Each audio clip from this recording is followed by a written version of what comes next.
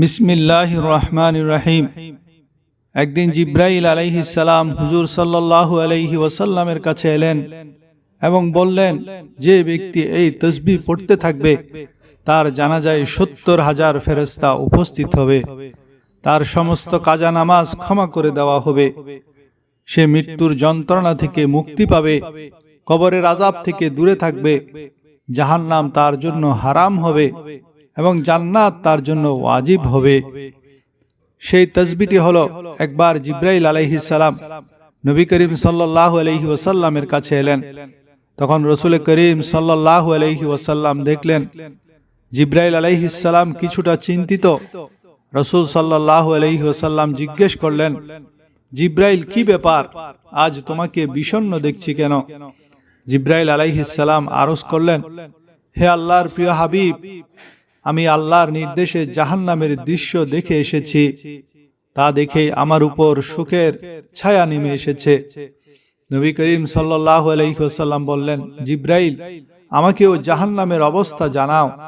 জিব্রাইল আলাইহিস সালাম বললেন, জাহান্নামের মোট ৭টি স্তর আছে, তার মধ্যে সবচেয়ে নিচের স্তরে আল্লাহ মুনাফিকদের রাখবেন, তার উপরের ৬ষ্ঠ স্তরে আল্লাহ মুশরিকদের নিক্ষেপ করবেন, পঞ্চম স্তরে আল্লাহ সূর্য ও চন্দ্র পূজারীদেরকে রাখবেন, চতুর্থ স্তরে আল্লাহ অগ্নি পূজারীদেরকে রাখবেন, তৃতীয় স্তরে ইহুদিদের এবং দ্বিতীয় স্তরে খ্রিস্টানদের রাখবেন। এইটুকু বলে জিব্রাইল আলাইহিস সালাম চুপ হয়ে গেলেন। তখন নবী করিম সাল্লাল্লাহু আলাইহি ওয়াসাল্লাম তখন জিব্রাইল আলাইহিস সালাম আরজ করলেন, হে আল্লাহর রাসূল, প্রথম স্তরে আল্লাহ তাআলা আপনার উম্মতের গুনাহগারদেরকে রাখবেন। যখন নবী করিম সাল্লাল্লাহু আলাইহি ওয়াসাল্লাম শুনলেন যে তার উম্মতকেও জাহান্নামে দেওয়া হবে, তখন তিনি অত্যন্ত ব্যথিত হলেন এবং আল্লাহর দরবারে দোয়া করতে শুরু করলেন। এভাবে ৩ দিন কেটে গেল। আল্লাহর প্রিয় হাবিব মসজিদে নামাজ পড়তে আসতেন। নামাজ শেষে হুজরায় ফিরে যেতেন এবং দরজা বন্ধ করে আল্লাহর দরবারে কেঁদে কেঁদে ফরিয়াদ করতেন। সাহাবায়ে কেরাম অবাক হয়ে ভাবছিলেন, নবীজির উপর এই কেমন অবস্থা ভর করেছে। তৃতীয় দিন যখন হলো, তখন সৈয়দনা আবু বকর সিদ্দিক রাদিয়াল্লাহু তাআলা আনহু আর ধৈর্য ধরতে পারলেন না। তিনি হুজরার দরজায় এসে করাঘাত করলেন, সালাম দিলেন, কিন্তু সালামের উত্তর এলো না।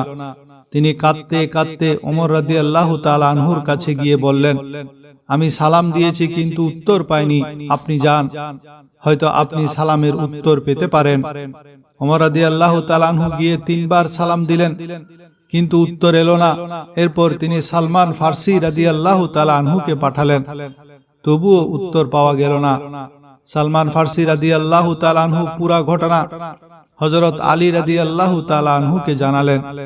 আলী রাদিয়াল্লাহু তাআলা আনহু ভাবলেন, যখন এত বড় ব্যক্তিত্বরা সালামের উত্তর পাননি, তখন আমারও একা যাওয়া ঠিক হবে না, বরং নবীজির নয়নমণি কন্যা ফাতেমা রাদিয়াল্লাহু তাআলা আনহাকে ভেতরে পাঠানো উচিত।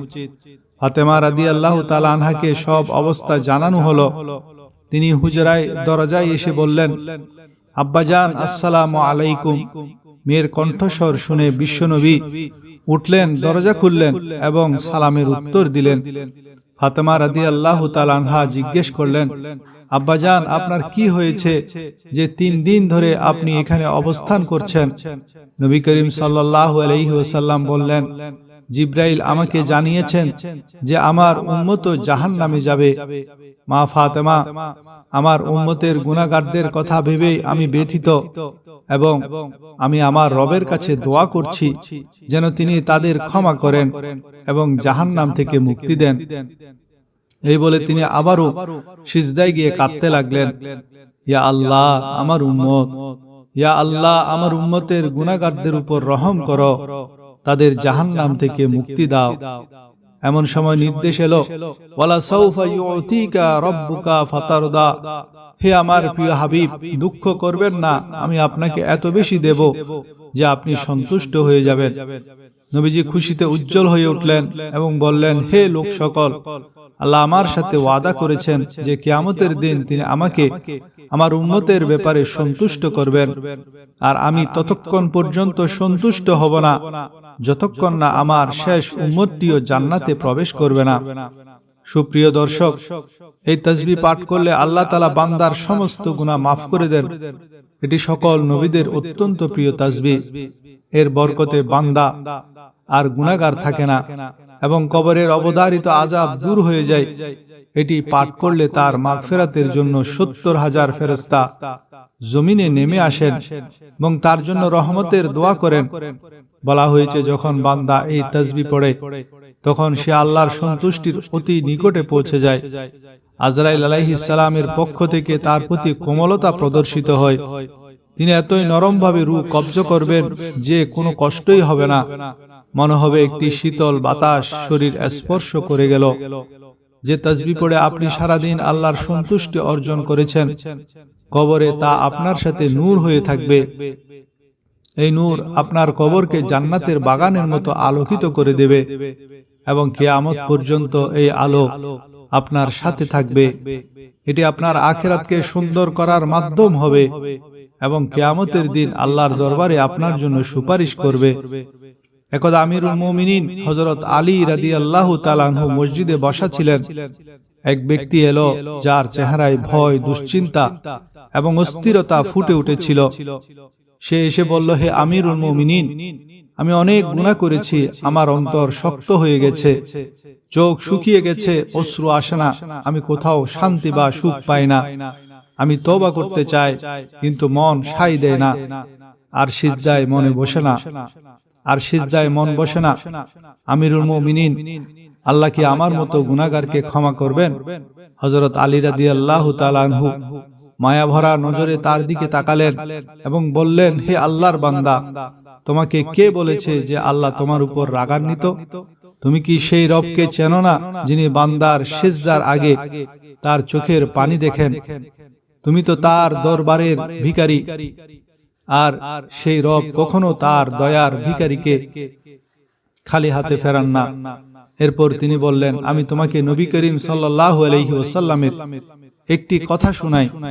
রাসূল সাল্লাল্লাহু আলাইহি ওয়াসাল্লাম বলেছেন, যখন কোনো বান্দা রাতের অন্ধকারে মানুষের কাছ থেকে লুকিয়ে আল্লাহর দরবারে আসে এবং কাঁদে, তখন আল্লাহ ফেরেশতাদের বলেন, সাক্ষী থাকো, এটি আমার সেই বান্দা যে আমাকে লজ্জা করে নির্জনে আমাকে ডেকেছে। আমি তার ফরিয়াদ শুনলাম এবং তার গুনাহ মাফ করে দিলাম। হযরত আলী রাদিয়াল্লাহু তাআলা আনহু আরো বললেন, যে রব গুনাহে নিমজ্জিত ব্যক্তির জন্য ক্ষমার ওয়াদা করেছেন, তিনি তোমাকে কেন ক্ষমা করবেন না? তুমি তো অনুতপ্ত, তুমি তো ভীত, তুমি তার রহমতের আশাবাদী। শোনো, তোমার এই অনুশোচনায় আল্লাহর দরজার কড়া নেড়েছে। এখন আর দেরি করো না, ওযু করো এবং 2 রাকাত অনুতাপের সালাতুত তাওবার নামাজ পড়ো আর বলো, ইয়া আল্লাহ, আমি তোমার ছাড়া আর কারো নই। আমি নিজের উপর জুলুম করেছি, কিন্তু তুমি পরম দয়ালু। আমি ফিরে এসেছি, আমাকে আপন করে নাও। আর শোনো, যদি তোমার চোখ দিয়ে পানি নাও বের হয়, তবে হৃদয়ের ভেঙে যাওয়াই হলো চোখের পানির চেয়ে বড় সিজদা। হযরত আলীর কথা শুনে সেই ব্যক্তি ডুকরে কেঁদে উঠল এবং সিজদায় পড়ে বলতে লাগলো, ইয়া আল্লাহ, আমি গুনাহগার ঠিকই, কিন্তু তোমার দরবার ছাড়ব না। আলী রাদিয়াল্লাহু আসমানের দিকে তাকিয়ে বললেন, হে আল্লাহ, এটি তোমার সেই বান্দা যে তোমার দয়া প্রার্থী। তুমি গফুরুর রহিম, তুমি ক্ষমাশীল, তার অশ্রু কবুল করো।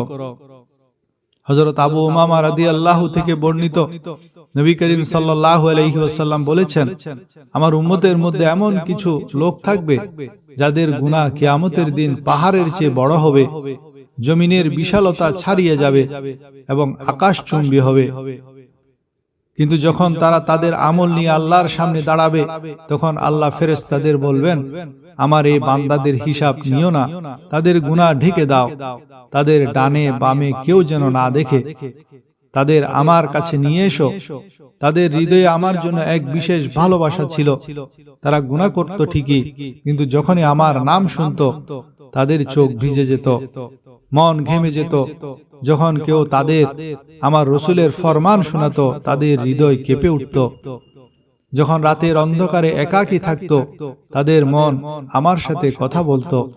যখন তারা গুনাহের পর ভেঙে পড়ত এবং আমার দিকে ফিরে আসতো, তখন আমি আমার আরশ থেকে ঝুঁকে পড়তাম তাদের এই আর্তনাদ আমার কাছে প্রিয় ছিল, তাদের অনুশোচনা আমি পছন্দ করতাম, তাদের চোখের পানি আমার কাছে তাদের সিজদার চেয়েও বেশি মূল্যবান ছিল। ফেরেশতারা অবাক হয়ে জিজ্ঞেস করবে, এরা গুনাহগার হয়েও এত সম্মানিত কেন? আল্লাহ বলবেন, কারণ সে আমার রহমতের আশা ত্যাগ করেনি। সে যখনই ভেঙে চুরমার হয়েছে আমি তাকে গুছিয়ে নিয়েছি, যখনই সে হুচট খেয়েছে আমি তাকে ধরেছি, কারণ সে আমাকে ডাকতে জানতো। হে বান্দা, তুমি কোথায় না গিয়েছ? তুমি দুনিয়াকে আপন করেছ, মানুষের সামনে মাথা নিচু করেছ, সময় নষ্ট করেছ, গুনাহ দিয়ে অন্তর কালো করেছ। কিন্তু যখন তোমার দুনিয়া উজাড় হয়ে গেল, তোমার স্বপ্নগুলো ভেঙে চুরমার হলো, তোমার সব আশা শেষ হয়ে গেল, তখন তুমি আমার দরবারে এলে। তুমি রোদন ভরা কণ্ঠে বললে, ইয়া আল্লাহ। রাতের শেষ প্রহরে তুমি ফুফিয়ে ফুফিয়ে বললে, হে আমার রব, আমি ক্লান্ত হয়ে গেছি, আমি হেরে গেছি, আমি ভেঙে গেছি। তখন আমি তোমার মনের সেই আওয়াজ শুনেছি যা তোমার মুখেও আসেনি। আমি আরশ থেকে ফেরেশতাদের বলেছি, এই বান্দাকে একা ছেড়ো না। আমি সেই আল্লাহ যিনি তওবা কবুল করেন, আমি সেই আল্লাহ যিনি তওবাকারীকে দেখে খুশি হন। নবী করিম সাল্লাল্লাহু আলাইহি ওয়াসাল্লাম বলেছেন, কিয়ামতের দিন কিছু মানুষের চেহারা হবে উজ্জ্বল, তাদের গুনাহ অনেক হবে, কিন্তু অন্তরে আল্লাহর মহত্বের নূর থাকবে। হাত খালি থাকবে, কিন্তু আল্লাহর রহমত সামনে থাকবে। তাদের বলা হবে, আজ তোমাদের সেই রব ক্ষমা করেছেন যার ভয়ে তোমরা লজ্জিত ছিলে। তোমাদের সেই চোখের পানি আজ সাক্ষী যা রাতের অন্ধকারে ঝরেছে। তোমাদের সেই দীর্ঘশ্বাস আজ তোমাদের দলিল যা তোমরা নির্জনে ফেলেছিলে। এরপর রাসূলুল্লাহ সাল্লাল্লাহু আলাইহি ওয়াসাল্লাম বললেন, আল্লাহ তাআলা বলেন, হে মানুষ, যদি তুমি সারা পৃথিবী সমান গুনাহ নিয়েও আমার সামনে আসো এবং আমার রহমত থেকে নিরাশ না হও, তবে আমি তোমাকে পৃথিবী সমান মাগফিরাত দান করব। আপনি সেই আল্লাহ যিনি অন্তরের খবর জানেন। আমার খাজানায় কোনো কমতি নেই, আমার দরবার থেকে কেউ খালি ফিরে যায় না। হযরত সাদ বিন আবি ওয়াক্কাস রাদিয়াল্লাহু তাআলা আনহুর একটি ঘটনা উল্লেখযোগ্য।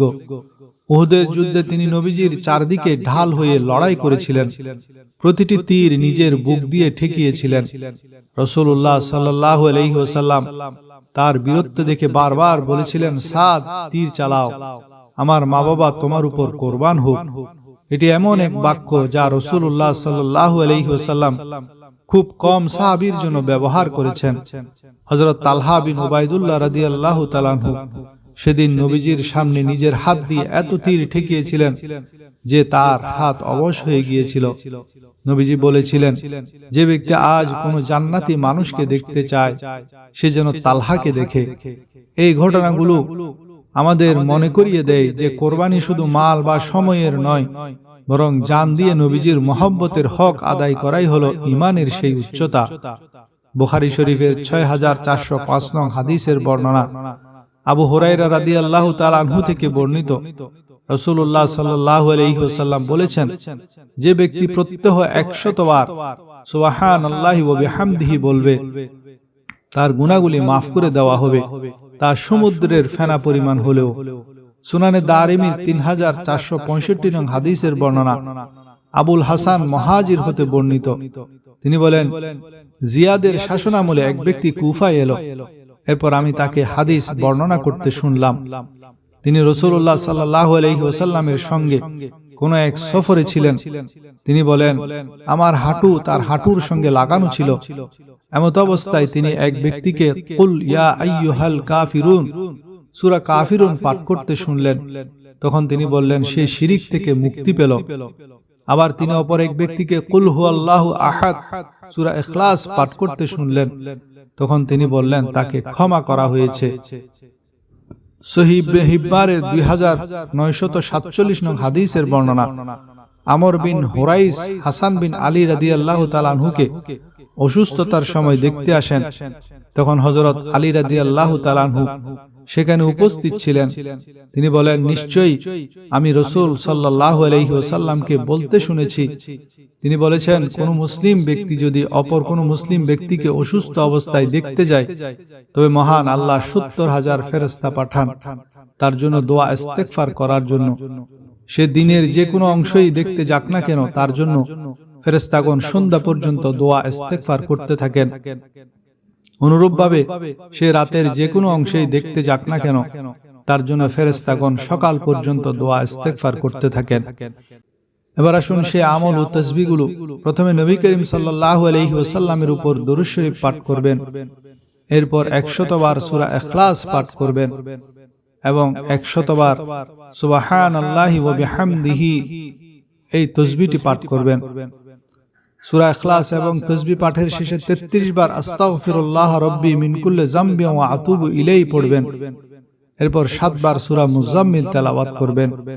শেষে আবারও একবার দরুদ শরীফ পাঠ করবেন। এই আমলের বরকতে আপনার সমস্ত গুনাহ মাফ হবে এবং জান্নাত ওয়াজিব হবে। ইমাম ইবনে সাদ এবং বাইহাকি বর্ণনা করেছেন, তাবুক যুদ্ধের সময় একদিন সূর্য এমন এক অদ্ভুত জ্যোতি আর নূর নিয়ে উদিত হলো যা আগে কখনো দেখা যায়নি। জিবরাইল আলাইহিস সালাম এলেন এবং জানালেন যে মদিনায় মুয়াবিয়া বিন মুয়াবিয়া রাদিয়াল্লাহু নামে এক সাহাবীর ইন্তেকাল হয়েছে এবং তার জানাজায় 70,000 ফেরেশতা অংশগ্রহণের জন্য অবতীর্ণ হয়েছেন। কেন এই সম্মান? কারণ তিনি দিবা রাত্রি উঠতে বসতে অধিক পরিমাণে সূরা ইখলাস তেলাওয়াত করতেন। আসুন আমরা সকলে মিলে একবার দরুদ শরীফ পড়ি। আল্লাহুম্মা সাল্লি আলা মুহাম্মাদিন ওয়া আলা আলি মুহাম্মাদ কামা সাল্লাইতা আলা ইব্রাহিম ওয়া আলা আলি ইব্রাহিম ইন্নাকা হামিদুম মাজিদ।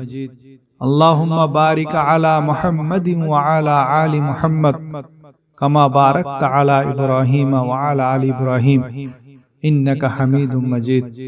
আল্লাহ তাআলা আমাদের সবাইকে নেক আমল করার তৌফিক দান করুন, আমাদের গুনাহগুলো মাফ করুন এবং কিয়ামতের দিন নবীজির শাফাআত নসিব করুন।